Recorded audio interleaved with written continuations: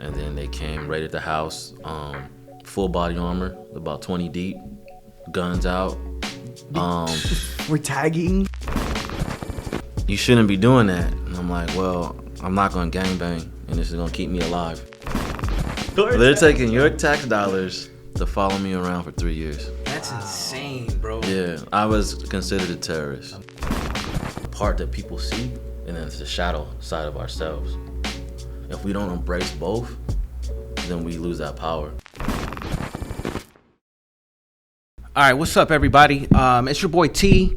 It's your boy Yacht. Yep, y'all already know. Y'all fucking with us again. We really appreciate it. We're coming back. We're trying to keep the fire going. You know, these last 2 episodes, we put a lot into them, you know.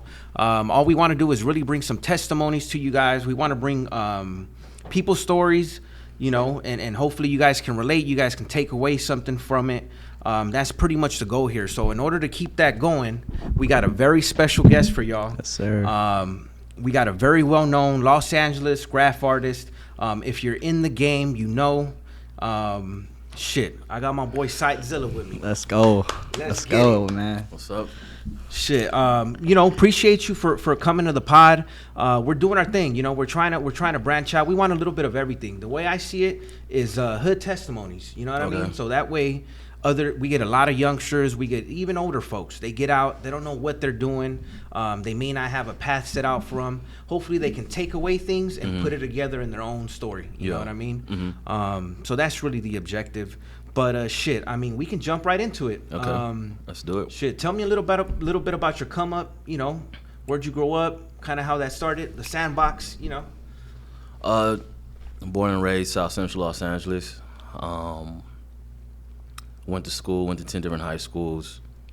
Homeless. God damn, that's a lot of high schools. Yeah. Homeless much of my teenage years. I was homeless, sleeping on the streets, sleeping in cars. No way. You know, just witnessing my mom getting beaten up by guys, experiencing a lot of the male toxicity, the patriarchy.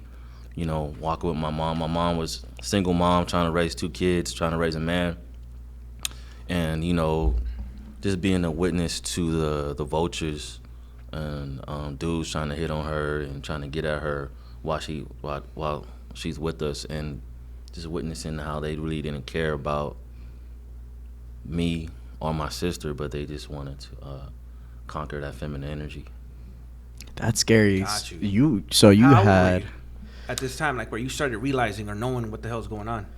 I mean, you know, kids are smart, man. So I seen it when I was 7 or 8. God damn, that's Like, you know, your mom's your first love. So when you're petitioning for her love and you want her attention, but she's paying attention to these dudes that don't really want her. They just want the idea of her. fuck yeah. No, I know what you mean. so That's the harsh reality for a lot of folks out there too. Yeah. You know, especially going down. what are your thoughts, I guess, when, because you said not only beating but then also you were homeless. So you were homeless with your mom and your other sibling. And my sister, yeah. What was that experience like where were you guys staying? You know, just back streets, parks, Jesse Owens Park, parks in Gardena. I'm in the back seat sleeping. My sister's in the front seat. We're living off of peanut butter and jelly sandwiches, stuff that wouldn't spoil, so that we can live off of.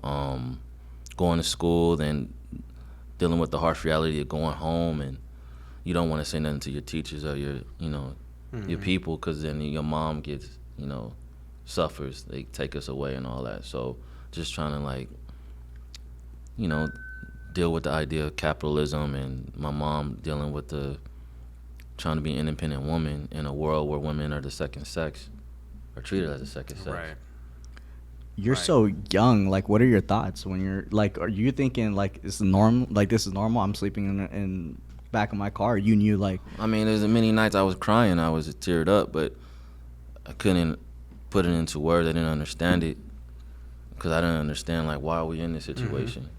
Why is this going on? My mom didn't have the words to speak her emotions and to be like, hey, this is what I'm going through. She was suffering on her own. And unfortunately, in the society that we live in, people are going to judge you before they try to understand you. They're going to ridicule you and talk bad about you before they try to help you. And, you know, if you're a woman, I watched her suffer, so I understand the suffering of women a little bit more. Women don't have that help that they need to feel safe and feel protected. Yeah. And that still goes on to this day around the world. If you don't mind me asking, where was Pops at during this whole thing? You know, Pops is addicted to drugs, alcohol, crystal meth, cocaine. Is he still out there right now? He's doing his thing. He's still a functional addict. Okay. You know, he hides it well, and he does his thing, and he can't live without it like most addicts. But you know, he's suffering also, because what a lot of people don't talk about is men suffer too, fathers suffer too. True. Yeah. So where's your outlet? Where's his outlet for that? Where's the outlet for fathers and men? We live in a society where it's you look weak if you're expressing too much emotion. You're giving away your power. Mm-hmm. So even men suffer from patriarchy in that way. So it's just like, damn. Especially if you're growing up in South Central, shit. Yeah. It's all day. Can't cry, can't do this. It's like being at war. So like when a person goes to war, they come back, you have nobody to talk about what you've seen and what you've gone through, because nobody wants to hear it. Nobody wants to hear what you went through. It's so tough, because I'm thinking about this concept, because even with previous like interviews that we've done, you know, a lot of individuals, they look up to a male model, right? Mm-hmm, mm-hmm. Well, were you looking up to anybody at that time? Like, were you able to look up to anybody? What was kind of? I mean, just the fake ones, man. Like only the ones on sitcoms, stuff on TV. Mm-hmm. You know, that's the only positive male role model that you had. But when you grow up and you realize that wasn't real, and that doesn't really it doesn't really relate to the actual society and reality that you grew up in. There's more layers to it. That's the perfect world. Right. They find a solution in every show and they hug it out. But in our city, in South Central LA, and in most situations, it doesn't go down like that. Sometimes the conflict is what people are so used to it. That's what keeps them together, that they can't live without the conflict. Yeah, 100%. Definitely a fucking divide there. Yeah. Oh, yeah. What's scary is, I mean, and I don't want to avoid it, you said you were experiencing, like, your mom being beat. Yeah. How old were you when that was happening exactly? Like, you know, like 9, 10. I got in the middle trying to save my mom. That's what got hurt, got my ass whooped, trying to break it up. You know, dudes stalking her.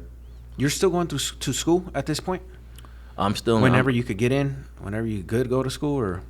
Oh, I was in and out, man. Yeah. I'm just saying, because you know, normally if you get in a scuffle with step pops and all that, now you got to go to school with a bruise and just hide it, man. Like I was old school. You gotta hide it. You can't talk about it because I don't want my mom. I don't want to get taken away from my mom, and I don't want to embarrass her. 100%. Yeah. That's the one thing that we do. I remember going through it myself. They found a gun in the house, and we're sitting there like, nah, it's not hers, it's mine. I just don't, you know, I want mom's. I don't want to go nowhere but here. Ain't nothing wrong, you know. No, that's real. We protect our mom, our families, and that's what I think that's in our blood, all the way back to our indigenous ancestors. We want to protect our families, our tribes, our community. 100%. We see that shit all the time. That's how we end up getting into a lot of drama. As males, you know, growing up with single mothers. Okay, so you're going through all this. Shit. What age did you ever go to the halls or anything living like that? Did you ever No. Was there anything ever like, you know what I mean? That sounds like some shit where you would have to probably go steal. You would probably have. That's what normal. I mean, I was doing a lot. I mean, like, you know, my mom. She got a really bad UTI. I think she had HIV. You know, she dealing with this dude. Thought he was real. He was dirty, nasty. She was, like, you know, lonely. Dude came in, got her sick. She was in the bed for months, trying to get well. She couldn't provide for me and my sister. I'm going to the store, going to Vons, stealing meat, stealing cheese, stealing bread, whatever I could to feed me and my sister. And nobody knew what was going on at the time. Nobody knew. So as far as what neighbors and your other classmates, shit was normal. They didn't know. Nobody knew. I mean, cause like we trying to protect our family. Yeah, you know, yeah. It's a whole other lifestyle you got to protect. Yeah, you know, cause you don't know who you can trust. You don't know who's gonna like snitch, and the cops pull up, and the CPS is, you know, and you don't want to do that to the last person that actually tried to sacrifice for you and look out for you. You gonna do that to her? Right. Yeah, That's you a know. dirty game. Yeah, So no way. yeah. I mean, even growing up in those kind of situations, I'm sure you were tempted, and I heard through your testimonies too. By the way, if you guys want to check his testimonies out on Zilla YouTube, right? Yeah. Zilla, crazy testimonies on there. But you talked about not being gang affiliated and to stay away from that track, because obviously it's easy enough to, and tell me if I'm wrong, to join a gang and get the support that you were looking for. Yeah. So, you know, how hard was it to stay away from that, or did you even have trouble staying away from that? I mean, I kept on promising my mom that I wouldn't join gangs, and I wouldn't join a gang because my dad was involved in gangs. So it was tough because I feel like as a male,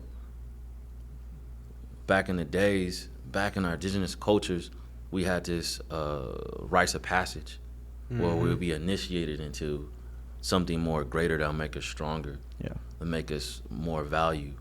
And we don't have that anymore. So that's what the gangs offer. They offer you this initiation into something that's gonna make you, will seem to make you more of a provider, more respectable. And that's very tempting. And then sometimes it's the only way. Well, you only have a few options in the hood. You got gangs and you got sports. Yeah. If you're not good at sports, maybe you're good at gang banging. And gang banging, you know, it's both, in both acts, you're trying to prove your worth and prove that you are somebody. Definitely. Especially as a male, you know, marginalized male. Yeah. Definitely. We're looking for fucking validation anywhere we can get it, just to say, I'm a male. I take care of business. I'm, you know, just trying to be validated anywhere we can fucking get. So that's crazy though that you never went the gang route, none of that. Never went the gang route. I started hanging out with like break dancers and shit, you know. What year was this? What years were? When I got into high school, I was going to Washington High. I started at uni, started breakdancing at uni, and in Venice, and then when I got to Washington is when I really started taking it serious. 90s? Nah, like 2000, like 99. You gotta disrespect my boy. 2000. No, I'm saying I was born in '89, so whenever people are like, I'm '89, but I didn't start seeing shit till 2000. You know? That's crazy. Like it was like 2000 was a year. Then I started like breakdancing. Then I started into graffiti and stuff like that. Got you. Holy shit. For some reason, I would have thought you probably were doing graph fucking, you know what I mean? No, I didn't little start streak doing since 12, 13. Who knows? Never doing art like beforehand. Like you I were was never doing art. I mean, like I do art and coloring books and draw shit, Dragon Ball Z, shit like that. Okay, that was the go-to like, back that in the was day. like, you know, elementary school. Okay. Yeah. Like junior high school, Fairfax days. But I didn't get into graffiti until senior year. That's crazy. Yeah. So you graduated, you were able to put up doing the whole school thing with no issues? As far as like your fucking grades, continuations, that comes with that, you know, a lot of times. Yeah, I mean, I was typical day. I come in to school. I'm tired from painting all night. I'm sleeping in the class, snoring and all that. And teachers like, wake up. That's crazy. Wake that ass up. Yeah. So, but that was helping me. The graffiti was helping me release and decompress. What age did you pick it up?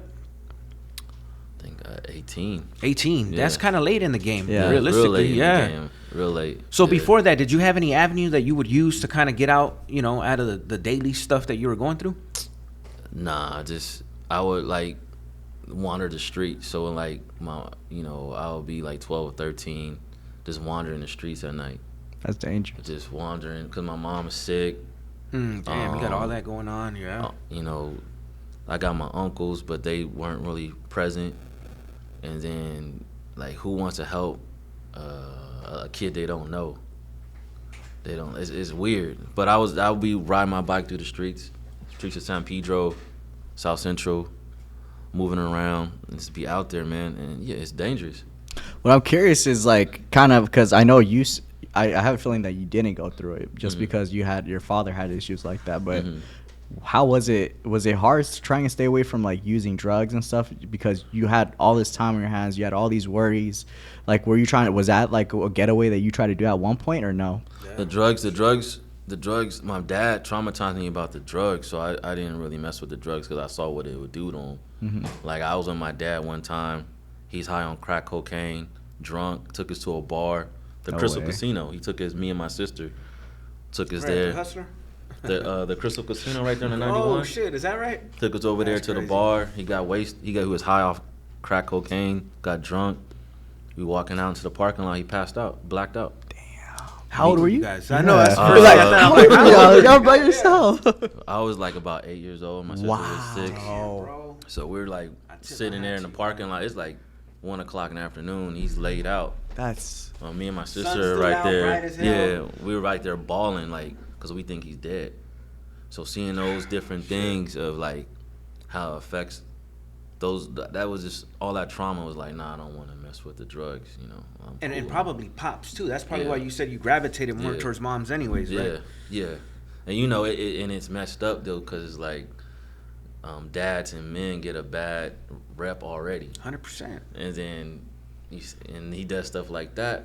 But as you get older, as you mature, you say like, okay, he was going through stuff. A lot of men go through stuff. Yeah. They don't know how to let that shit out. Yeah. right. And they suppress it with the drugs, the alcohol, the sex, and the women don't know how to be there for the man because they expect the man to be the leader, just know how to process that shit. But what do you do when you don't have the outlets? You don't have the tools to like.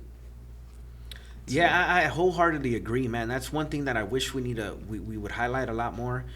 Is shit. Why do we always got to keep it together? You know what I mean? Why do we got to be the strong shoulder to lean on shit? Sometimes I feel like. You know, fuck that. I'm gonna get spun out. I'm gone for 30. Yeah. I need a little unwinding time myself. You know what I mean? And that's not to say it's an excuse, but shit, you're right. Some people, your pops may have been going through some shit that he didn't know how to handle. Right? Yeah, you know, because we're like back in the days that men had better outlets. They go out and hunt. They go out and kill some stuff. You're talking about or they build stuff. Or they build stuff and create shit. And that helped them like control that. Oh, you're talking about like intrinsic, way some back fucking innate. You're just born, and that's real shit on some instinctual level. Yeah, that's absolutely true, man. Yeah, they come back and they like they feel worthy. They did something. They let it out. They went out there and walked or ran or they put a car together. They built a car. They built some shit. And they built a soapbox. They were building a lot more. They were hunting a lot more. And that aggression gets to come out. That masculinity gets to come out. Nowadays, masculinity is kind of frowned upon and like, don't yell, don't get too crazy. Yeah, don't get too crazy. I'll call the cops on you. Like, chill. So where does a guy let out that masculinity? Where does he do it? No one can answer that question. I'm so glad you're connecting that because I've never connected anything like that before. Like I always think about it too. When you watch like these war battle movies, they be coming out, go to war, the men go to war, whatever, but you never think about it. The idea is like that's their way of letting it go. With the gangs, you can let that out.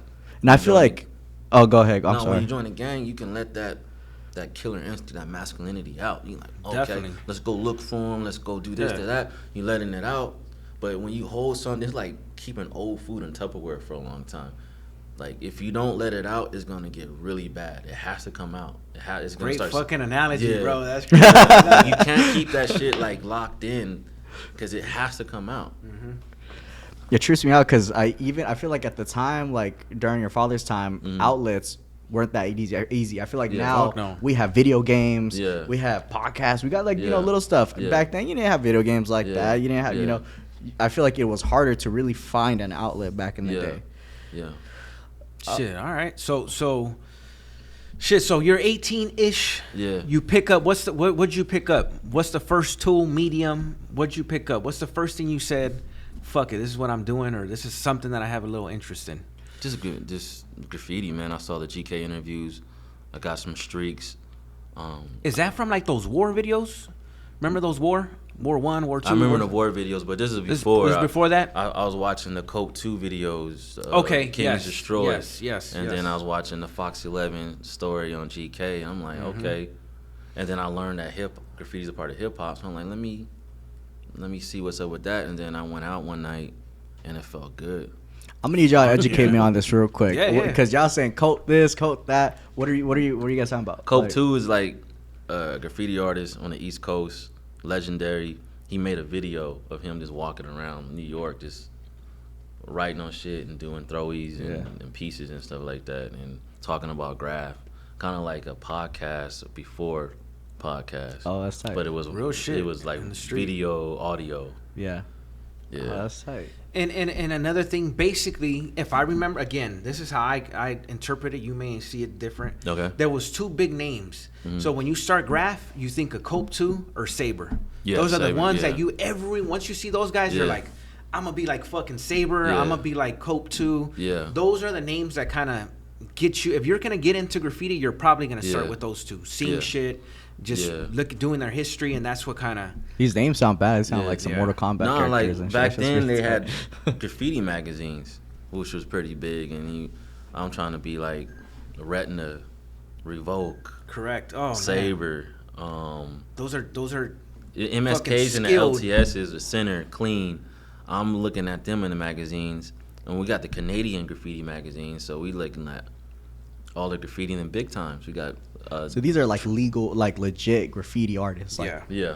yeah. Okay, that are. Which now are probably like all legal type dudes. Yeah. But shit, they started off crushing Yeah. everything. They did a famous Capitol Hill, the Hall of Records Yeah, one. They yeah. did all the there, and this shit's like they're the first ones you learn about on the internet when you start tagging. Like first Yeah. thing you search up, first thing that pops up. Yeah. So you started getting into it Mm-hmm. because First of them. time you loved You it. started like. I seeing mean, like, these videos. because like, I don't think people articulate the graffiti that well, but like, Oh shit, let's hear it. I mean, like you get everybody knows that like when you do art, you release, you create different side of your brain. So and it affects your metaphysical body and your energy too. Really creating is healing in a way, and it's spiritual in a way. They say sex is a creative energy, but when you can't let that sex out, you can't have sex like you want to, that creative energy has to go somewhere. So a lot of times it needs to come out in an artistic way. But if you're in the city, you can't afford canvases. You can't afford all these acrylic paints and easels and stuff like that. Or nor is there a space to do it, nor is there a gallery you can go do it at. So the streets are our canvas. Damn. And then we have spray paint is cheap, and we go create. We go let our souls out, let our souls speak. And man, it's gonna be ugly because we kept it inside for so long. There was no outlets, there's no platforms to express ourselves like it is today. And there's so much going on in the world. Who do you share that with? Who do you say that to? And then sometimes you can't put it into words. But with art, with the graffiti, you can do that. Literally, right? Yeah. You put it in a word. And then like a lot of times it's like I can't really like put everything into words. All you have to do is put the tip on the can and just go out there to a wall and tell me what you feel. It's crazy because I've Cars been rushing. so tempted. I've like had my Have little you? spray cans. I'm at my pad. I'm just like, Yeah. oh, I want to do it. So you said you were like 18 when you Yeah. were interested, like you started getting into it. So you're at school. I'm guessing you started focusing more on the graffiti part, probably while I you got were on at the school. wrong end of it though.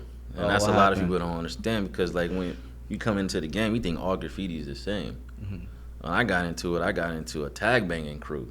oh man. And I was just like, I thought that was graffiti, but that's not graffiti. I mean, Yeah, Did no, you say it's not. okay? Just to clarify, tag banging, Oh, like yeah, you're yeah. actually trying to represent like a set or something like that, or tag what? banging is kind of like they do graffiti, they act like a gang, they move like a gang, but they're not a gang. Oh damn, that's the front. Which okay. and it'll get you into a lot of trouble. Yeah. I mean, I can see how Left and right, could you know what I mean? definitely Because see how. you're getting it from everywhere, you know, Yeah. from the taggers, from the gangbangers, from everywhere. You got to get jumped in. yeah. Oh, so you got jumped into You got to it. get jumped in. You got to No get way. jumped out. But technically, in a real straight up artist graph crew, you're not really gonna get jumped in. They need to see you up everywhere. They Yeah. don't give a fuck Yeah, about yeah, jumping yeah, you in. yeah. You need to be up. You need to Yeah. put in work. You know. Mhm. So okay, so you were jumped, not I jumped got, in, I but got you were knocked jumped out. I got jumped into this crew. It was a BWI, and got knocked out. are they still around? They still around. I seen that up. No Yeah. wonder. Yeah, I'm like, Yeah, okay. they're still around. Thinking you're like, all right. So okay, so you went to go hit up, right? I'm like, damn, that was fast. Yeah. Shit. Okay, so you go hit up. What you go hit up? What did you grab a streak, a mark, and you're like, fuck it, I'm gonna go do this. This is Oh, the like one. when did he take it to the streets? Yeah, Is this it is okay. my spot that I'm gonna go hit. We first, playing with different names. The first tool I probably used was acrylic. The acrylic, we're writing Just on the ground with the acrylic Okay. and hitting the bus seats. And a lot of people I don't see. know about the hitting acrylic with the bus seats. We messed up a lot of people's clothes. Oh, man. You gonna sit down, long day of work. Yeah. Shit, they done got me. The hell is this? That was my first tool, acrylics. And then we got into the, I couldn't afford the streaks and all that, so we were making our own shit. Like we had way. the acrylics, we had the shoe polish Okay, for the that's 99 cent always store. good. Yeah. Yep. Mhm. Like what you guys would? What would you do? Like shoe So think polish about the and- shoe polish. It has a sponge. Yeah. And it's basically all ink, essentially. So you Oh. just put it on a wall, a window. You Yeah. squeeze it, let it drip a little, and just go at it. Yeah, that's creative. Yeah. Creative as Now, fuck. you can make, or you can take that ink out and put it in you can make them out of the apple juice bottles. You should do that too. What? That's crazy. I didn't know You about can that make your one. own Okay. markers. Yeah. How did it feel like the first time you did it, like on something That's you're not what I'm supposed saying, to do yeah. it? Like what was what The what first was time, it? The first time I was mad. I let that anger out, that aggression out. That whatever anger and aggression I had towards the world can finally come out. Mhm. Cause like as a kid, especially becoming a man, you don't have an outlet to kind of talk to people about what you see and what's going on in the world. Your body's going through changes, hormonal changes and shit like that. There are no more elders. There are no mentors. The mentors that exist, you got to pay for them. So it's like, so when I first started doing it, I felt all the anger, felt all the hurt, all the pain. And so when I'm getting up, for a couple times, I'm like, fuck this shit, fuck this bus, fuck this wall, fuck everybody, Yeah. you know? That needs to come out. Mm-hmm. And it has to come out. Or if it doesn't come out, you're going to take it out on somebody you love, somebody you care about, and or you're going to take it out on the women, the ones that are most passive. Yeah. I think it's so important. That's why I tell people you should do graffiti. You're not gonna kill nobody, and then all that aggression that you got pent up is not gonna be taken out on your woman. She don't deserve that. That's deep. So you did it bro. on a bus, then that was your first time. I was on the bus. I stickers, carvings. I'm on the bus with my mom. I'm like, Mom, move your head to the and I'm like catching tags and shit, and she's like, you shouldn't be doing that. And I'm like, well, I'm not gonna gangbang, and this is gonna keep me alive. Good. Damn. Good. So no college, all that shit was out of the question. I was when I was in college. I was I had 2 full-time jobs, doing graffiti every night, getting 5 hours of sleep. What were you going to college for? I was going to college for journalism. No way. That's Yeah. like a different. I would assume like you would go to art or into Graphic art. design, Yeah, something, graphic yeah. design. But I mean, like I looked at the art game, and it's like, to me, that it was fake. really, It's fake as fuck because for one, art is kind of racist. The art game is racist as fuck. So I The saw higher that. up you go, you mean? I mean, they only want certain people. Nah, They don't want okay. everybody. oh, I see where you're going with this. So Okay. like they only want to bring certain people, and then 2, they only allow access to certain people to art. Got you. 3, the art, they try to tell you what's art and what's not art. You know what I'm saying? Like, oh, a dude can draw like a blue line across the canvas. That's $1 million. contemporary, huh? Yeah, that's $1 million. contemporary, huh? Yeah. But my boy can draw a dope ass lizard on the side of the wall. Fucking awesome, but that's not art. Isn't that crazy?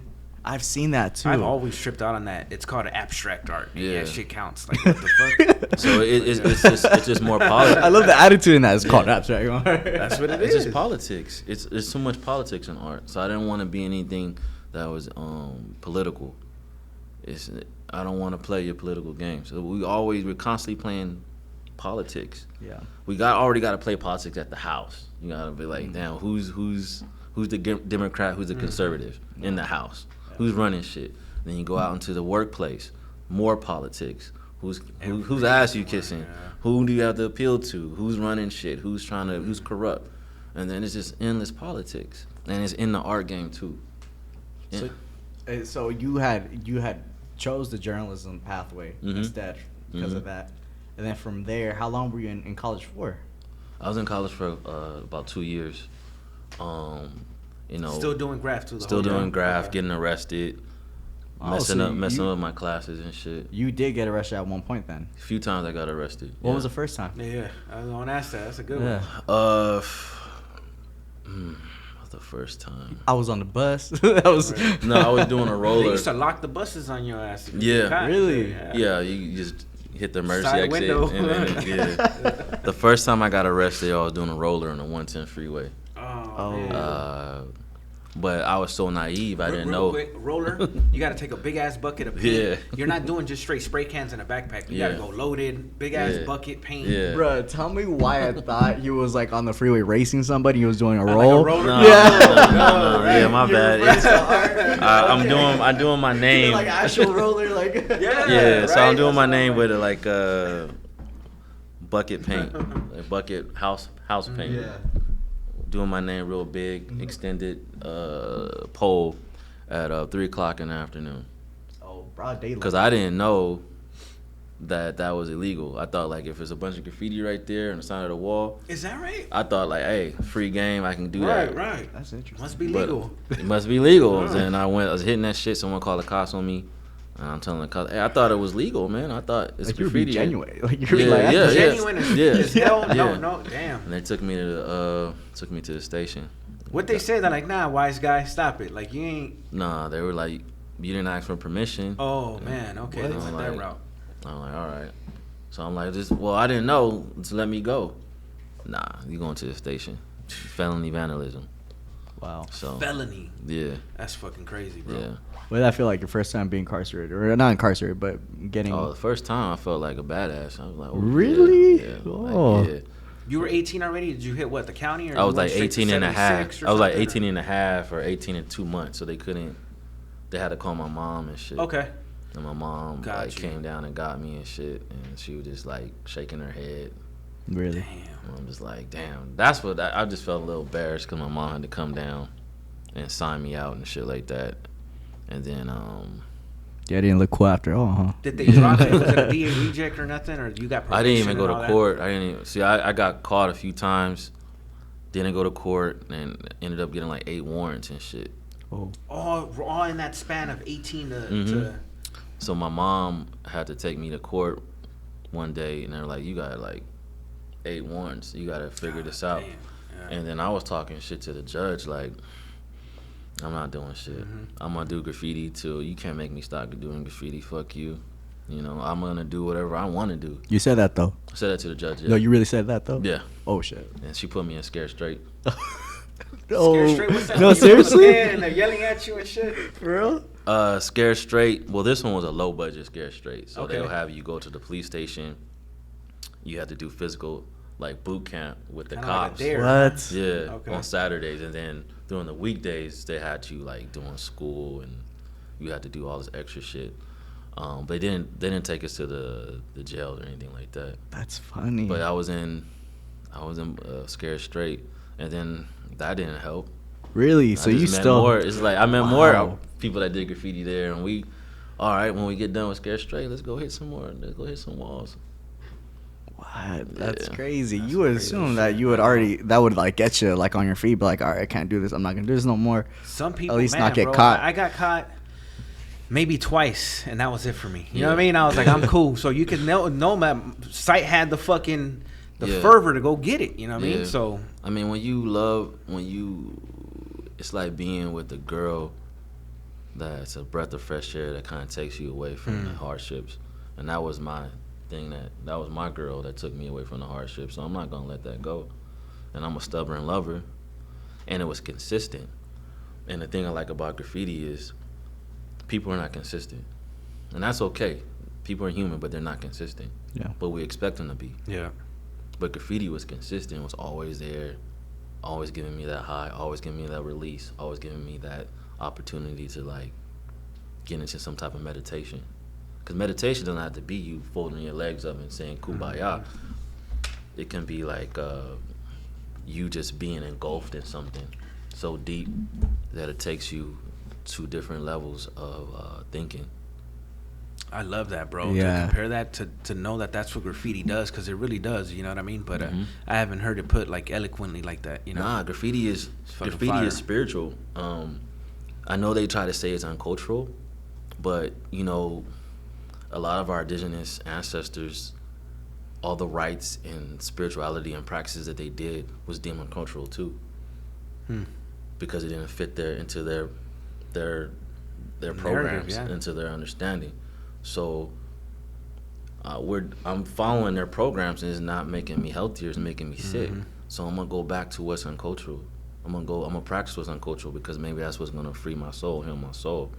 Graffiti, if you do a piece, you do some words, you have the word, and then you have to put a shadow on it to make it pop out, to make it give it more emphasis. But that's a representation of who we are as people. There's the part that people see, and then there's the shadow side of ourselves.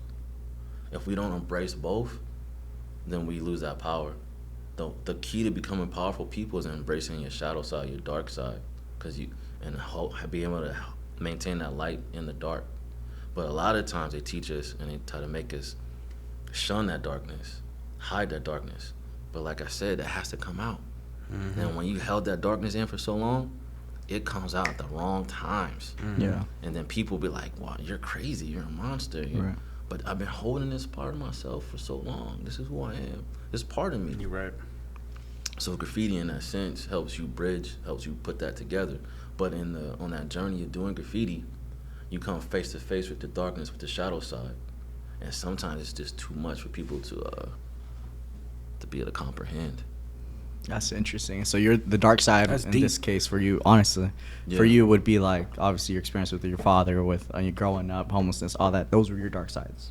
Dark sides will probably be me not being assertive enough, me not wanting to speak up loud because I'm afraid that I'll be judged, that doesn't fit into society's box.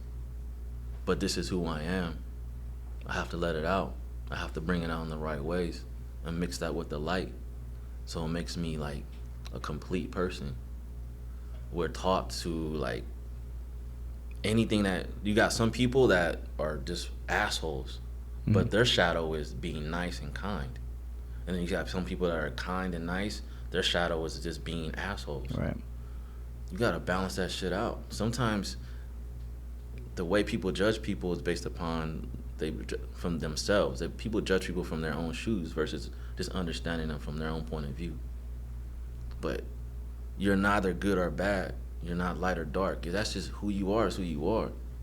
But I can't say that you're dark unless I compare you to somebody else. Right. I can't say that you're an angel unless I compare you to somebody else.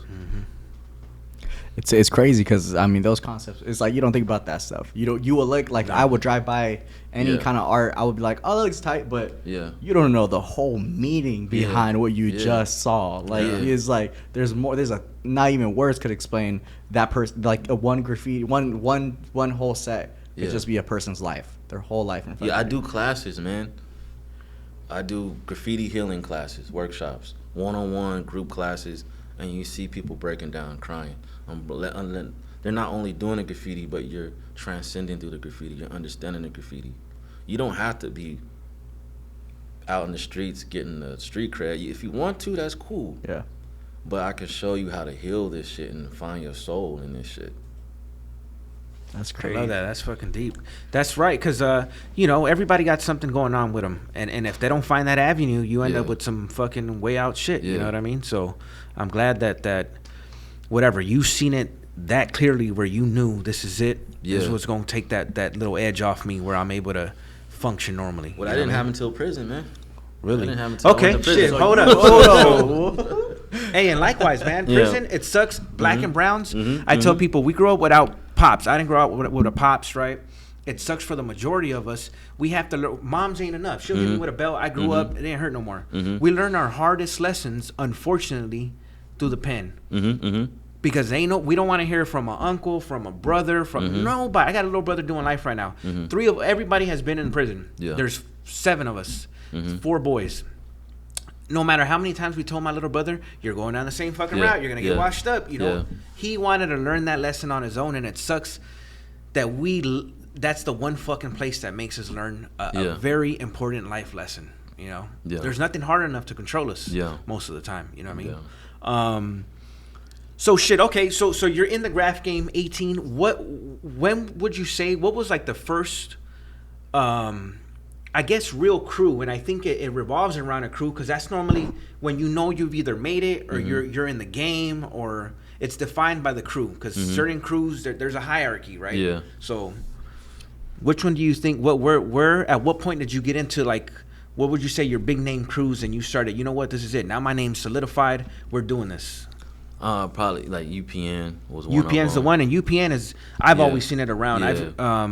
I remember back in the day I used to see it up with BRU and I used to call it Bruckles for some reason because it was a bunch of it was 3 crews together. It was 3. Okay. And that was the one, and they put up the little symbol like a UPN sign.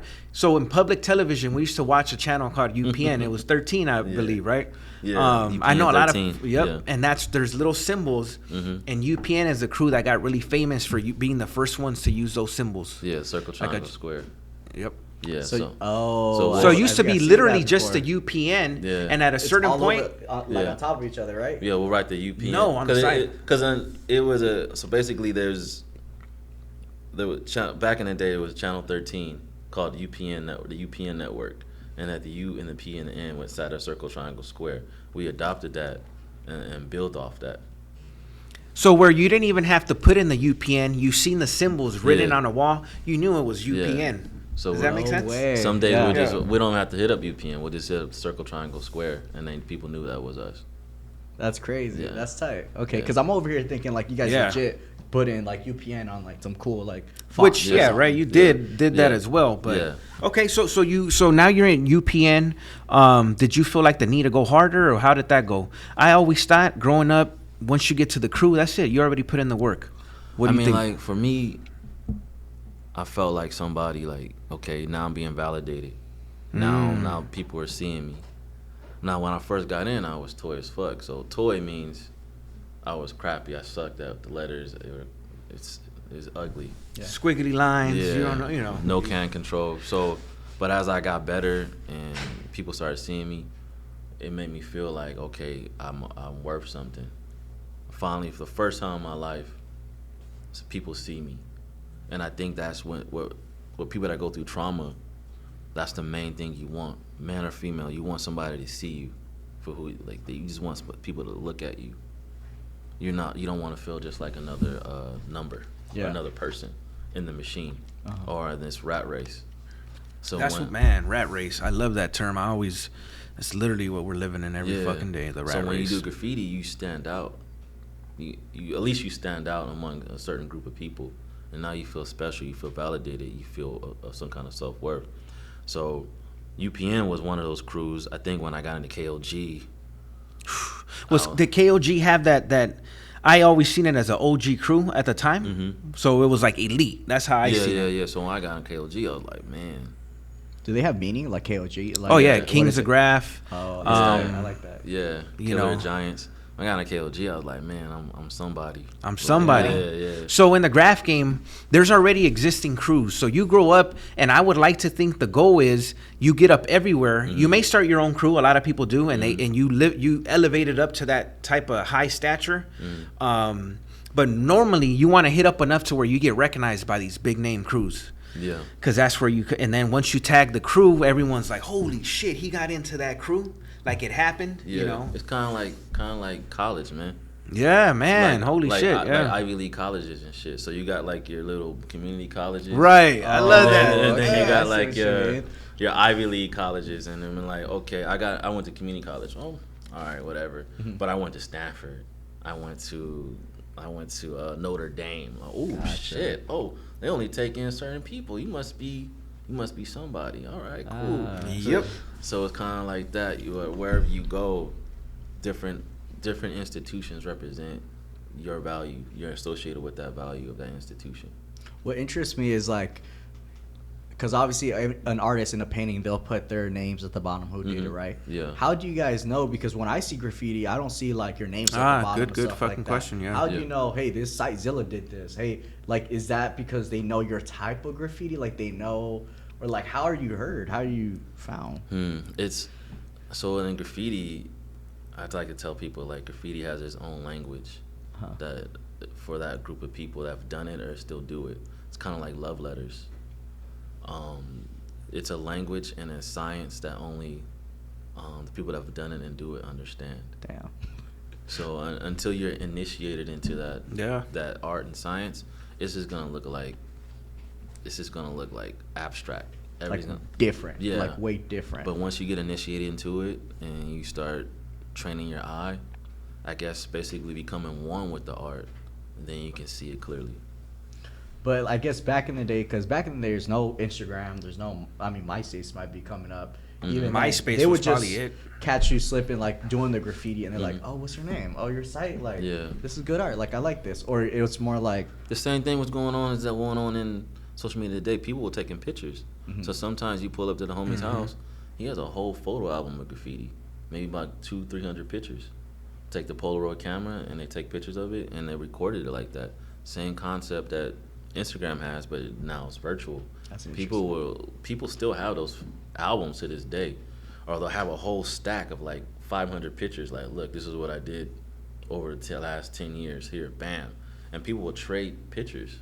oh, that's Yeah. different. So Yeah. y'all would really trade like to what was like the that behind that, like the trading, like it's like, yo, I have, it's like an autograph type deal. Like what was that, like a baseball card type deal? Kind of like, oh, that's dope. Can I have that? Really? All right, I'll give you this one if you give me. Kind of like the basketball cards, baseball cards, and you had the writers' benches too. Yeah, and remember the name too holds some type of prestige.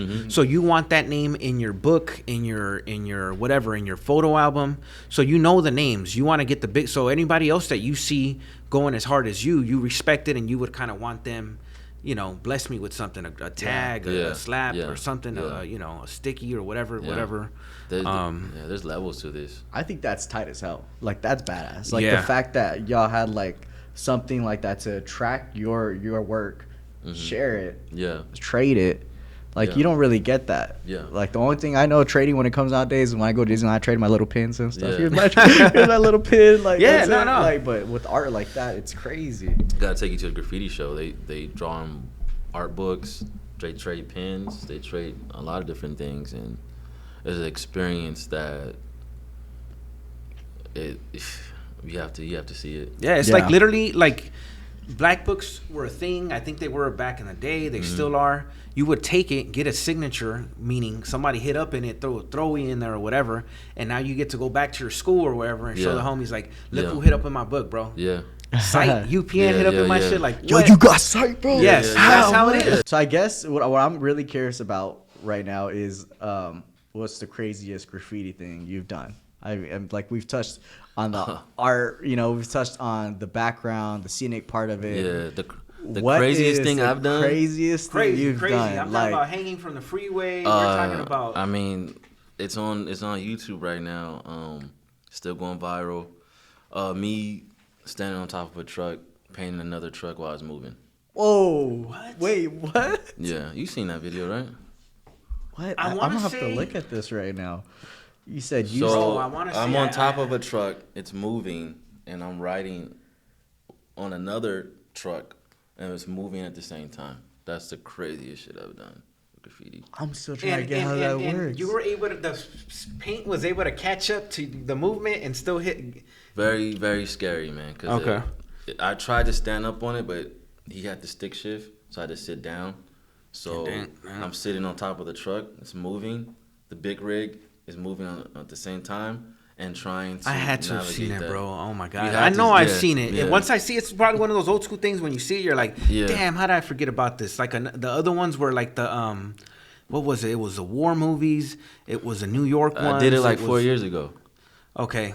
And it's on YouTube, huh? It's on YouTube. It's on my I'll fuck with it. Instagram. I know I've seen I'm it. trying to find it. I'm gonna see on your Go to my Instagram. Instagram. And then we could It's on definitely, Instagram. you know. Yeah, we'll throw that in there for sure. But yeah, that's the Oh, crazy I thing. see. I You just see saw. it? I think I No, just saw no. like a little clip of it.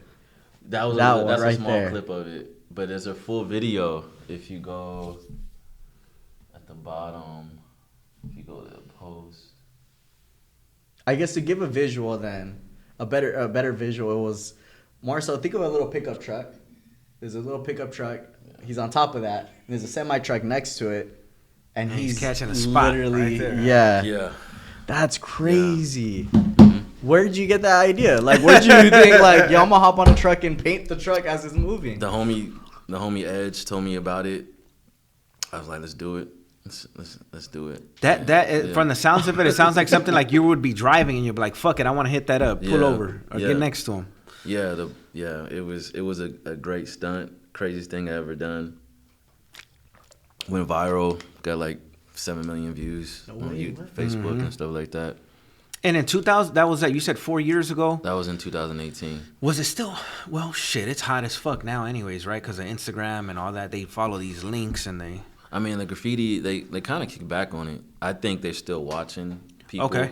I think Instagram and social media is making it easier for cops to build profiles on people. Profiles. They don't get you off the first one. They Yeah. gon' They just they're gonna look at, okay, how much damage have you caused? Is it city or state? Take pictures from whatever you post, and they're gonna that's when they use to build their case. So I try to tell people, like, learn from me. Don't hit nothing city or state or federal, because then You mean as in the type of building or the wall you're hitting up? yeah, don't Like, do don't- that, because like the state has plenty of money to send to take you to court. That's a gem, y'all. So anybody that's hitting up, Yeah, still, I try to hit only commercial residential, because then if it's up to them to prosecute. it's it. up to them, they got to do a citizen's arrest, and most of the time business owners don't want to go pay all that money and have the time to go back and forth with court. They rather, it's easier just to paint over it. Got you. Do you say that from experience? Is that what got you into prison? That's what got me into prison. The buses and the freeways. Yeah. The buses on the The buses and the metro buses. Oh shoot! And I've seen that a lot. Yeah, metro. Fuck yeah, I mean those are the biggest attractions. Yeah, The freeways yeah. and the fucking metro, so you Yeah. definitely gonna get. Yeah. Like, You know? what happened? Like, what happened? You jumped over like where they kept all the buses and you just tagged it, or like? Going to school, I was in high school. Every day I going to high school, just hitting up. That was our pastime. Oh, this is when you were inside tagging inside the chairs.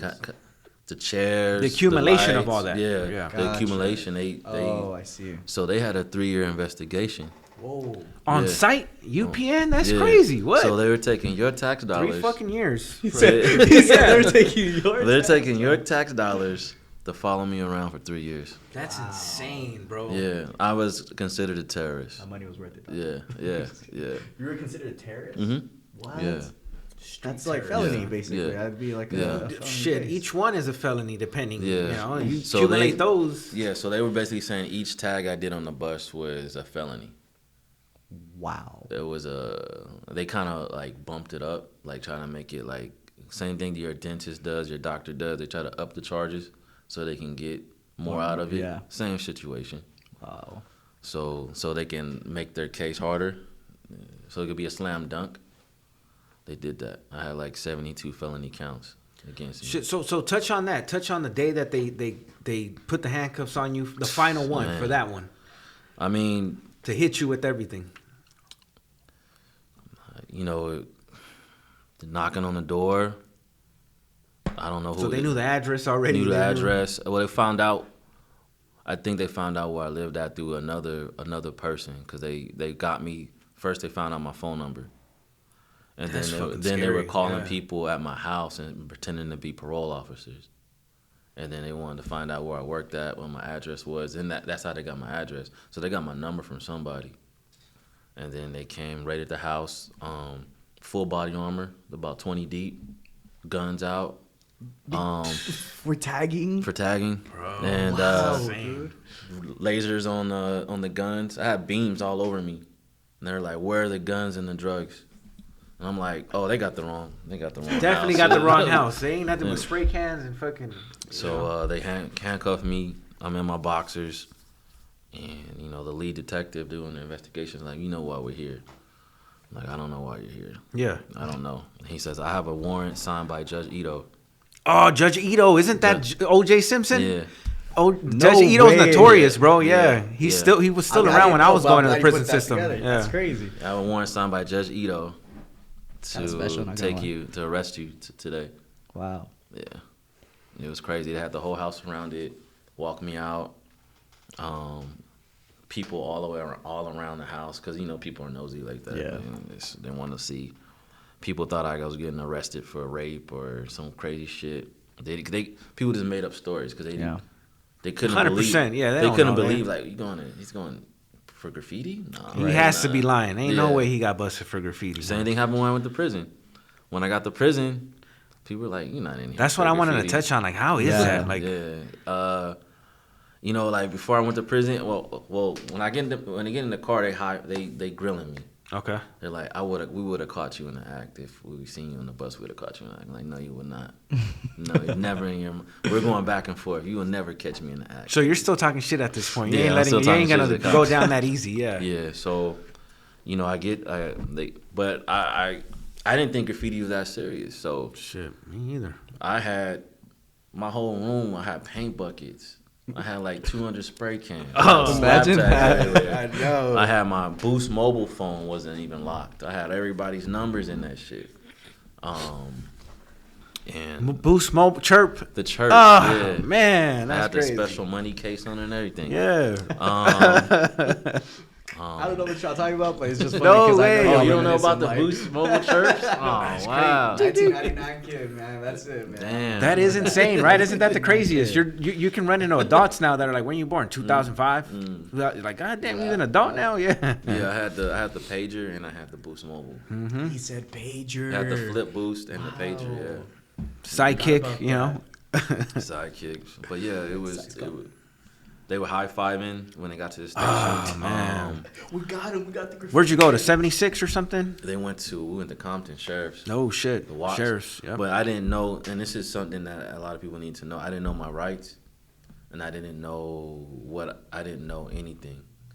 The best thing I could have did was not say nothing. But they offered me this deal, and never trust a cop. Hold up. At the station, they're offering a deal? Yeah. So if you would have known better, you would have known. They can't really offer me a deal at the station. I didn't know that. Yeah. So, like, basically what they're saying is, okay, big stack of all the shit I did. Yeah. And I'm looking at it. I'm like, oh, this is all old shit. This is back from high school. Wow. I got a car now. Like, I don't do that shit, right? Yeah. So this is the deal they make me. And I was so foolish and it was stupid. But I didn't know. We don't, as people in our community, we don't know law. Yeah. We don't know how to protect ourselves from cops. Uh-huh. So they're like, okay, if you sign all these and put that it was a recent date, we'll let you go today. Whoa. So I signed, I don't know how many, because I thought I was going home. How many pages of things they all the photos and shit. Oh, man. So I signed like about 30, 40, 7. I signed 7. They had like 500 shit. So I signed like about 72 that it was recent. Jesus Christ. So I'm like, okay, cool. I'm going home today because I'm in school. I'm in college. Yeah. I got 2 jobs. I need to get back out to the streets. I believed it. I believed the cops. I trusted the cops. Don't trust cops. Don't trust them. Learn from me. Learn law. Don't trust cops. So that. Real quick though, so they can't offer any kind of deal. No, it's not legal. You have to go through the due process, which would be what we talked about on the last podcast. Yeah. Make sure y'all fuck with it. Yeah. Prelim. Go to the the preliminary prelim. hearings. Yeah, okay, gotcha. You have to talk to your lawyer, your DA. You got to know all that first. Yeah, man. That's crazy. I didn't know that. You forget that anything that you say can be used against you. Yeah. So I'm thinking I'm getting out. They're like, and in this case, think about it. He's signing his name on pictures of the graffiti he did, but the cops are just like, sign it. Yeah. What do you think that probably means? And they I can't don't even prove you did it. No, they Well- can't prove. They can't prove that I did it, but by me signing it, You proved I it that you I did it. That I'm Damn. announcing it, I did it. Wow. And the conversation wasn't recorded. We're in a room, just me and the cops. And so my lack of knowledge and not knowing how cops are, me trusting cops and thinking that they're fair, Oh man. that gave me prison time. So me signing that gave me $1 million bail.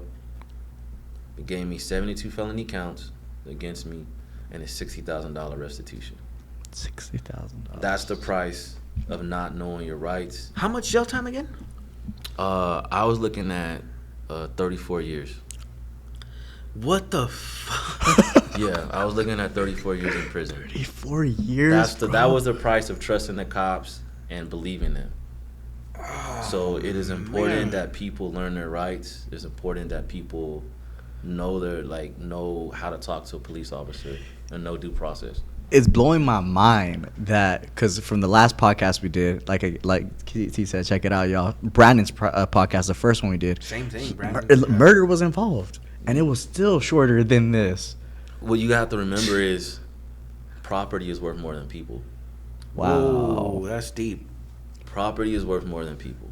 And like see you mentioned, capitalistic society, Yeah. 100%. You see You're damn right. you see it all in downtown LA. You see it all throughout the world. Commercial property, residential property is worth more than people's lives. That's crazy. You see it. So 100%. Yeah. So you went to prison. What was that experience like? I mean, So you're going to let's Okay. maybe the deal. Was there Oh, a right. deal? How'd that happen? Did you So I don't know nothing about the law. nothing? So the first lawyer I get is like, damn, they're trying to railroad you. They're trying to take advantage of you. Public pretender. Yeah, the first one was cool. First one? He was Okay. legit.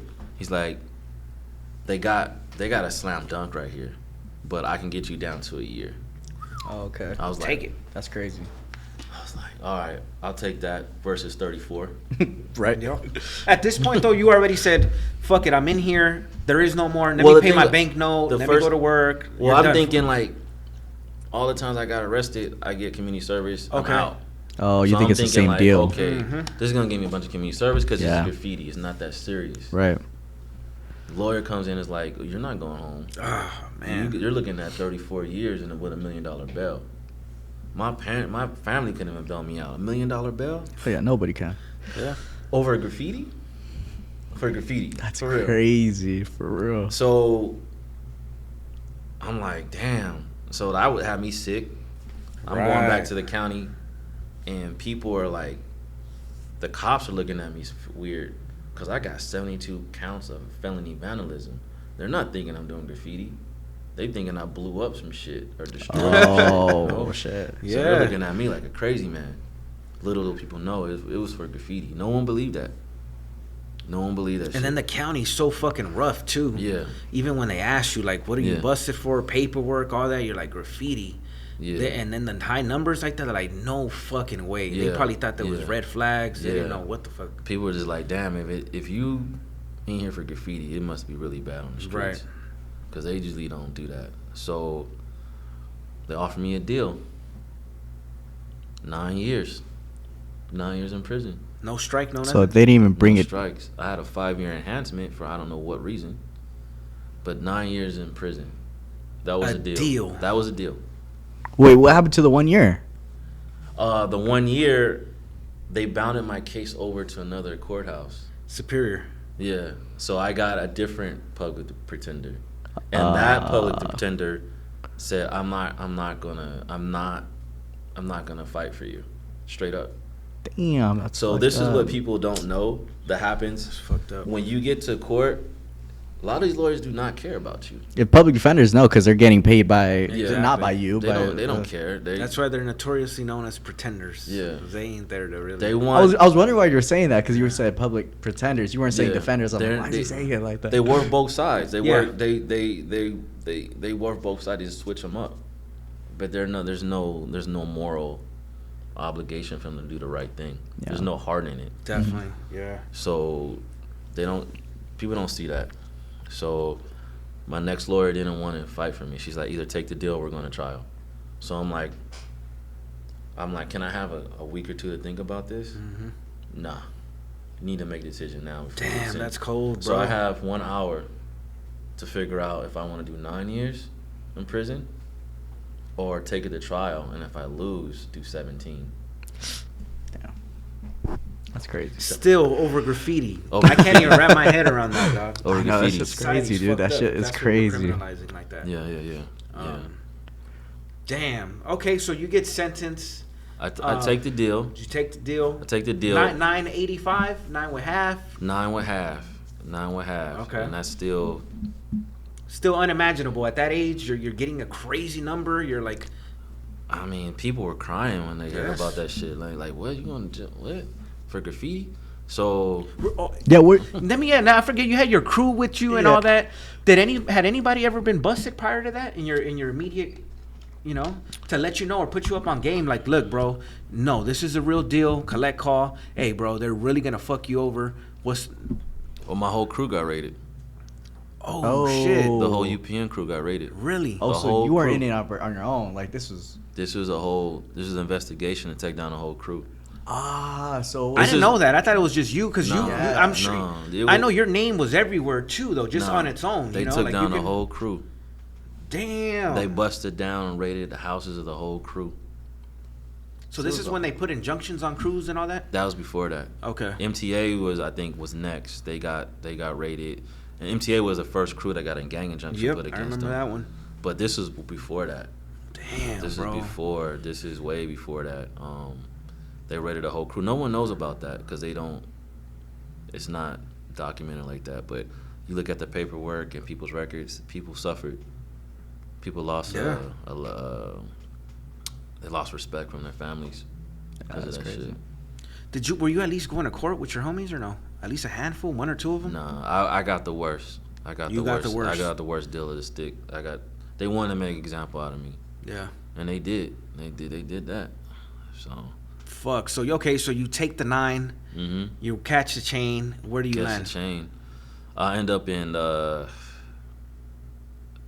end up in reception. Reception's first, and that was Kern County. We gotta wait to get endorsed by a prison. What was it, like Wasco or Lancaster, Delano? Those are more than likely the receptions. Kern County. It was Kern County. I don't know. I don't remember the exact name, but I know it was Kern County. And that was crazy though because I get to prison and people are like, "You in here for graffiti?" yeah. You don't believe that shit. Right. But what's even crazier though is that I get up in there and a bunch of Southsiders recognize me. No way. I don't know if you know what South. You explain. yeah, Like, you know, like I would think at least like because you say it's South LA, so it's like South. There's some. Oh no, definitely my fault. Yeah, we take it back a little bit. I educated you. I'm sorry. Yeah, nah, that's There's a bunch that's of- good, there's a bunch there's a of- lot of people that don't know that answer to There's that a bunch either, of you know? Serranos and Southsiders that know who I am when I get up there. But you want to explain to what Serranos and Yeah, so Southsiders are? basically when you're Hispanic, you roll under one umbrella. Everybody knows that. That's very simple. So when you get up there, they're either known as Southsiders or whatever else. So you're a Southsider. I would say in the graffiti game, it's predominantly Hispanic, Yeah. more Southsider. Yeah. So he probably had a lot of homies that were on this side, Yeah. and it's real segregated. So he was on this side, and he's like, Yeah. "Holy fuck, those are my homies." Yeah. They probably said the same Yeah, thing. yeah. Sights on the yard. What the fuck? Yeah. So we get in there.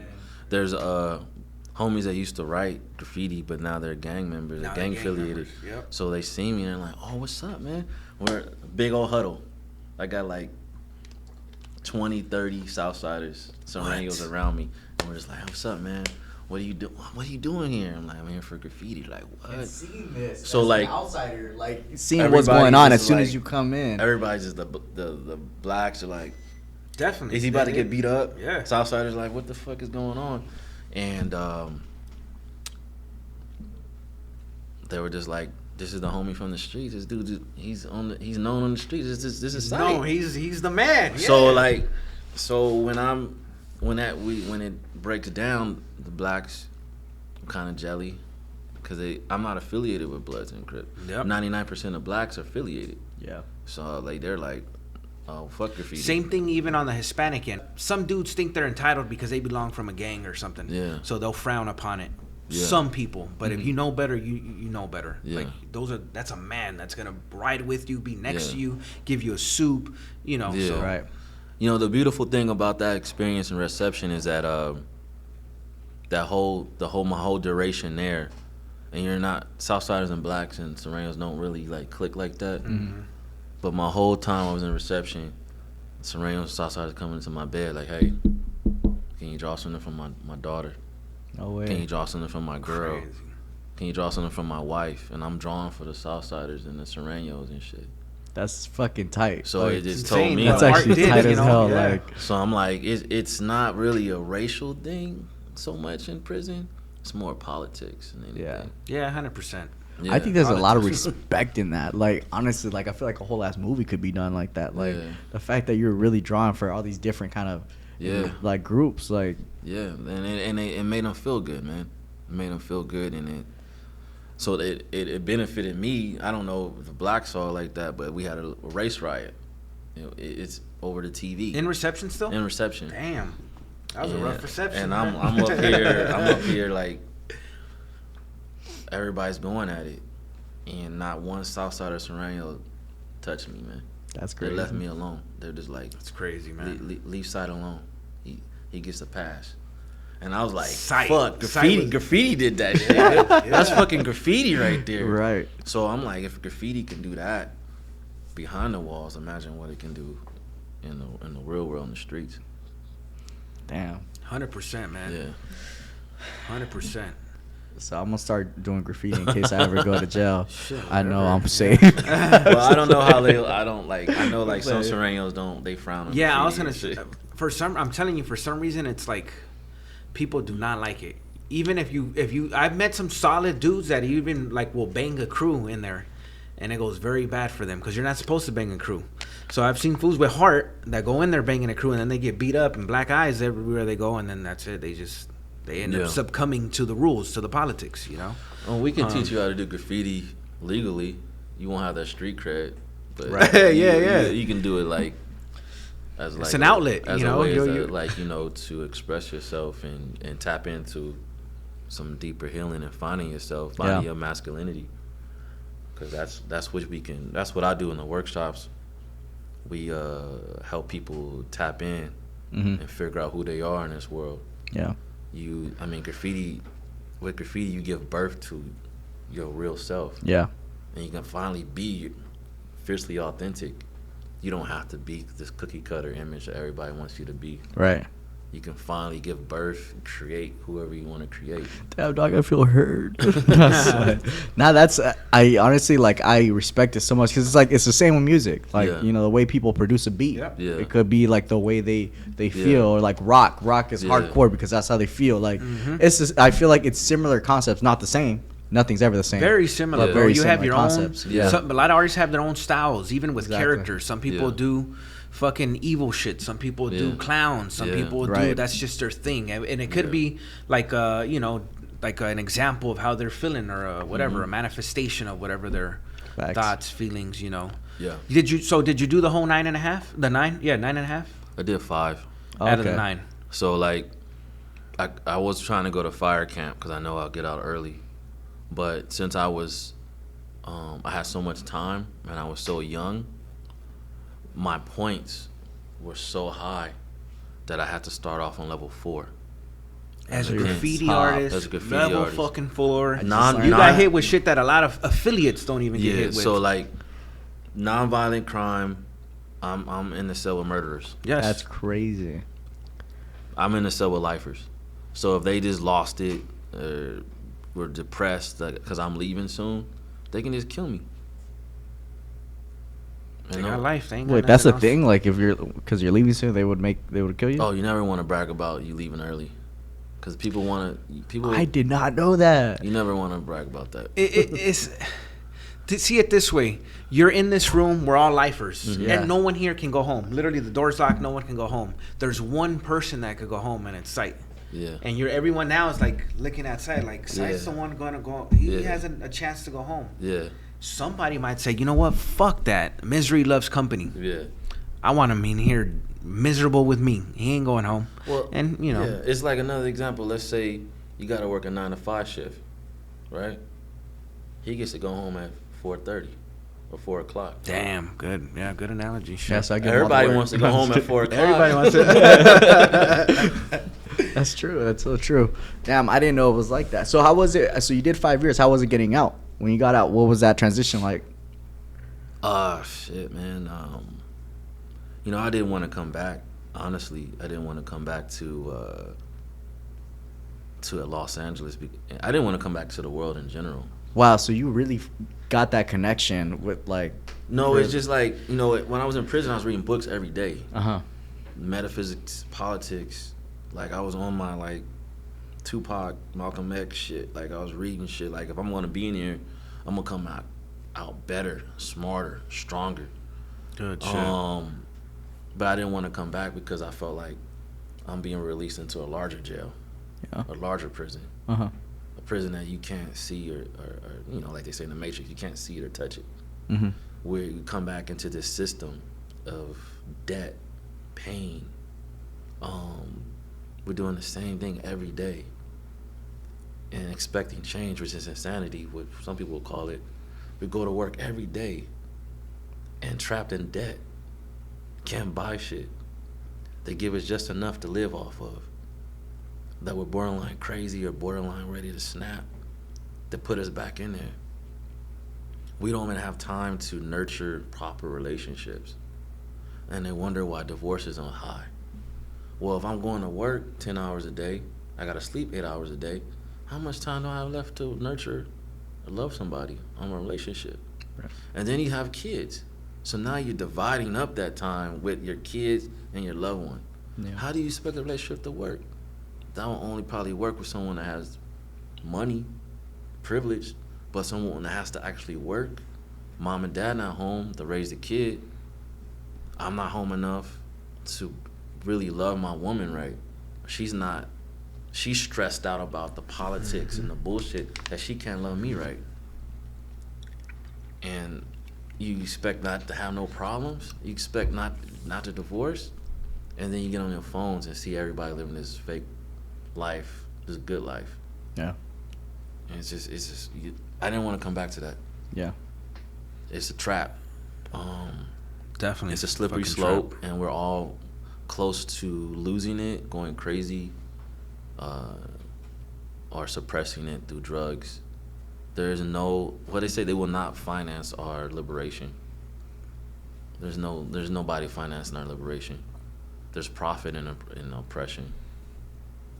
100%. That's where the notion comes from, where some people get out and they go right back. You know why? Because it's harder to be out here sometimes than it is. Way harder outside in the real world than to be in there. Just like you said, you can't. It's a fucking bubble. It's a rat race. So in prison you're guaranteed your 3 meals. You don't have to worry about. It's true, and I think about that. Yeah. Like you don't have to. Like I think about even when I see a homeless individual, like it's crazy how this person could literally just bust a crazy crime right now and have something better than what he's doing out than here. what they're That's doing fucking now. insane. Yeah. So I'm like, wow. Like I would do that, but then there's also like the trauma that comes from going to prison and something like that. Well, they want you to go. They want people to. That's where they make money off that. It's big business on private. Yeah. The prison industrial complex is big money. It's crazy. Big money. You got you go to, like, you're putting your money in Wells Fargo, Bank of America, and they're taking your money and investing in a prison that's waiting for you. That's fucked They're up. waiting for you. They got a bed waiting for you from your money that you put into the bank. Like I'm paying rent. Same thing with the cops. You pay the cops with your taxes, and they're out there policing you. But they're not really protecting you. They're protecting the property of the 1%ers and the rich and the investors. That's crazy. That's a good fucking way to put it. That's the absolute truth. Yeah, man. We just, whatever. Again, we're stuck so deep into this shit that in the Matrix, that we don't even have time to think outside the box, and it's done by design, you know. Shit. So okay. So what? So you did the time. You come out. What do you got going on since then? You kept graph going after that, or was that it? You just say fuck it? You know what? I prison kills your creativity. Oh man, that's horrible. Yeah. But when I came out, I didn't really want to be back in that life, but then I found out like how important graffiti is to your being, to your essence, right? Yeah. And then I wanted to teach teach that to people. Like, okay, graffiti, there's always two sides to a coin, and I'm not gonna let the law and society tell me what graffiti is. They're always gonna talk about the bad side, but there's always good to bad. You gotta embrace the both. There's always good to everything and bad to everything. No matter what you do, it's ought to be good or bad depending on the situation. Right. So I get out and I'm starting a family, have some kids, and you know, you think that living that American dream is what's gonna set you free and make you happy, and it's fucking sad thinking that, like, yeah, that's the end all be, you know, the American dream. We get chasing that white picket fence forever. Yeah, but little do you know, you find out that your worth, a lot of the people's worth in America depends on how productive they are. And that's not fair. Hell no. That's not fair. I see what you're saying. If you, like, especially for a man, it's horrible for a man. If a man's not producing or bringing something to the table, he ain't shit. He ain't shit. It's fucked up, but in this society, we're just, if you're not doing something or being productive, you're not worth anything. Look how we treat homeless people. They're just living their life.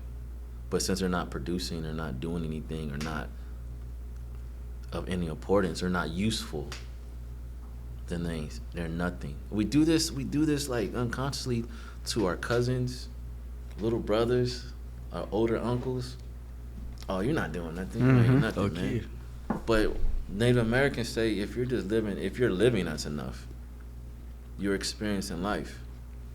But they got us so wrapped up and consumed with production and consumption. This stuff right here. Yeah. Materialism. They have to keep us in the mindset of producing, because that keeps the economy going. If everybody just stops working and just wants to chill, hang out, and enjoy life, then the system falls. Yeah. And the economy fails. The dollar falls. Right now, what's the complaint right now with the millennials? That they don't want to work because they're waking up. They're seeing it. Like, I'm worth more than that. I'm not going to work $16 an hour to do all that? Nah. Pay me $32. Yeah. Bro, that's one of the hardest, like, coldest realizations for me. I did 5 years too. Not the biggest stress, same thing, right?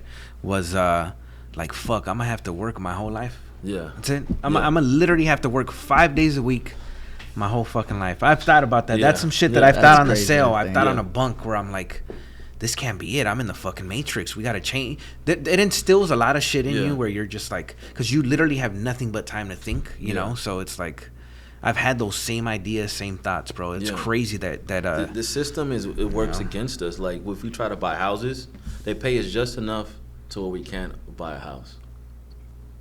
They pay it, and what else? So true. $20 an hour can't get you no house. Nah. You need to make more than that. But how many jobs are offering $30, $40 an hour? They redline us. They let only all day. They redline us in certain areas where we can't buy houses. People of color. And then I just found out, and you know, you can fact check all you want. The three major credit bureaus that do the credit checks, they base your credit score upon where you live. I got the proof. My girl uses her address in Culver City, her mom's house. Oh, nice. Yeah. Right? And I use mine. I have better credit than she does, right? But her credit score is still higher than mine.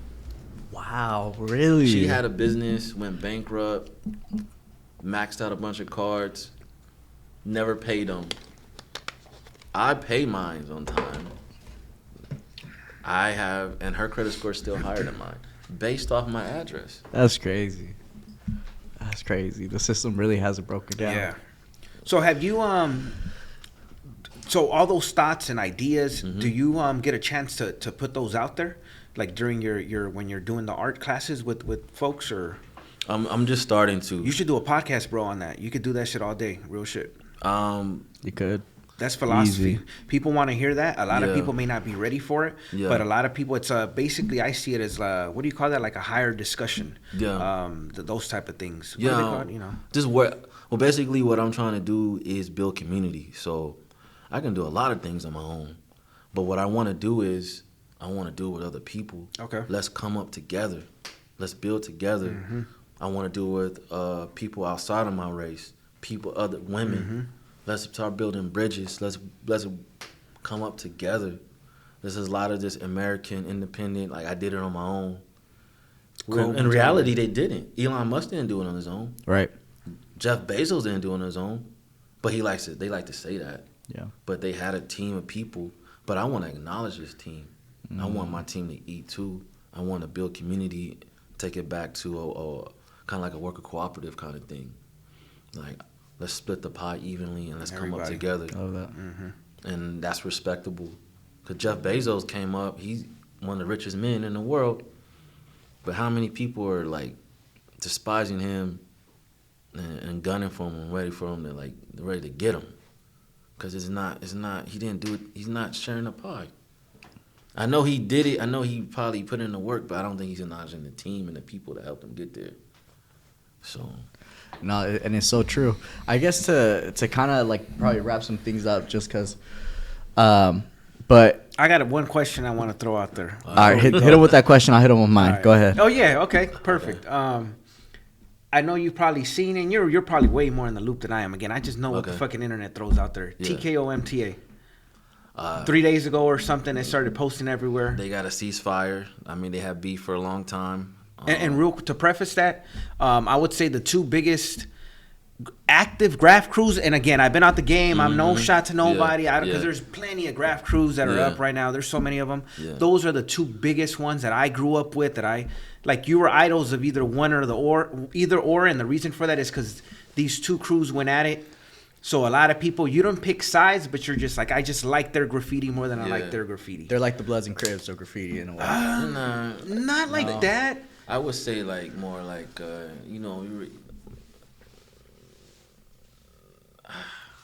just rivals. They're rivals Because they're the two biggest like football team rivals. graffiti. Yeah. Yes. Yeah, That's a perfect example. They're both the shit. So which one do you and they just it sucks that they so happen to go at it for so long and until recently. Yeah, people have died between that beef. People No have got hurt way. and shot because of that beef. Who I think it was OJ or something like Yeah, that, right? rest in peace, OJ. Yeah. But yeah, they recently just called for a ceasefire. I don't know much about it, but to hear that. But you were from TKO at one point in I was time, from right? I TKO used to at see one that point. up a lot. I was in TKO, and that was one of those crews I was like really happy to be from. But That's like you really made it at that point. Yeah. Yeah. But so many people pull my coattail and pull me to the side, and I was like, dude, we don't want you from there.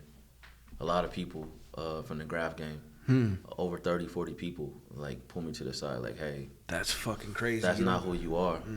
You got a bright future in the graph game, and the kind of person that you are could help build the graph game. And that, no offense to that crew, but that crew might hurt you in your growth. Your reputation, basically. Yeah. So I listen to the people that are my elders, my big brothers, my big sisters, and I was just like, okay, I know it's gonna piss off the TKOs, but I gotta listen to my big bros and my big sisters in the graph game, and that's what happened. I had to let it go. Got you. That was a great so do you decision. think that went in the right direction as far as the ceasefire and all that? You think that's where it should have been going, where it should have been a long time ago, or what are your thoughts on that as far as? I mean, I'm all about shit. I'm all about peace and us working together and doing graffiti for fun, coming together. The ceasefire, I think it's a positive move. I think that's cool. I think it's gonna be a good example to show to all the other crews that you can end the beef and you can like end things that have been very traumatic. Because that beef was that beef was epic. I mean, people are getting killed. Hell yeah. Yeah. Like, I mean, when you think graffiti, it's like You don't think that, especially at this level of graffiti. It's not tag banging. Like, These are real. Gang is different than the art in itself, but the fact that people were killed over it, that's like, okay. Yeah, there's levels. There's different levels to the graffiti that a lot of people don't know. If you don't know it, you just lump it all together. That's why, you know, I invite people that come learn about this graffiti, and I swear to you, it'll make your life better. I know there's some people who are like, no, it made my life worse, but if it's all about how you apply it and how you approach it. Right. So I guess to wrap things up, I'm curious to know, like, what is like your future, like, big time goal in graffiti? Like, what do you want to do? Do you have like these aspirational, like, good fucking question. Like, what is your main goal? I mean, the stuff I'm doing now, doing the workshops, the classes, I'm doing albums, I got the books coming out, and just educating people about graffiti, articulating it, and then showing them the spiritual side of it. I don't think no one knows about the spiritual side of graffiti. Probably no one's even heard of that. Right. So for me to articulate it in a way where it can touch your soul and elevate you and change your perspective to where, like, oh shit, the graffiti does that? Because at this moment, no one has a connection with graffiti. They only see it on the walls. There's no personal connection. There's no spiritual connection with it. Right. But once you get that connection and you understand it, then it's no longer your enemy. It's no longer ugly. Now it's just it's as beautiful as the sky. It's no longer chemtrails. It's clouds now. Yeah. Sheesh. Yeah. Yeah, man. Thank you so much, Sight, for being here with us, man. You dropped some crazy gems, and I think you introduced us to a new culture that nobody's ever thought about. Nobody's thought about graffiti. Nobody knew about graffiti and the way to go about it. So really appreciate you for opening up like that. And even your history, man. I didn't even know you went to prison. Like I didn't even know. Like, that's, man. I got stories, man. Well, another time, let's see another part podcast. 2 potentially. Yo, I got let us know in the comments. Definitely. So many prison stories, man. Let us know in the comments for sure, man. Well, thank you so much for being here, bro. Make sure you guys check everything out. If you guys are checking out the visual on YouTube, make sure you like, subscribe, comment, drop some comments. You know, drop some questions, man. Maybe we can get a Site to come on a little Q&A or Do something. a Q&A for yeah, sure. that'd be pretty tight. I'm Drop down, some man. questions. Snowball tip versus New York Fats versus Thins. What we doing? Yeah, like, you know, I could talk about why women that do graffiti are important. There you go, man. Man. Different industry or Yeah. different gender for sure. Yeah. Thank you guys for listening in, y'all. Check out Reentry Network Podcast. We'll see y'all soon. Tune in, baby. Let's get it.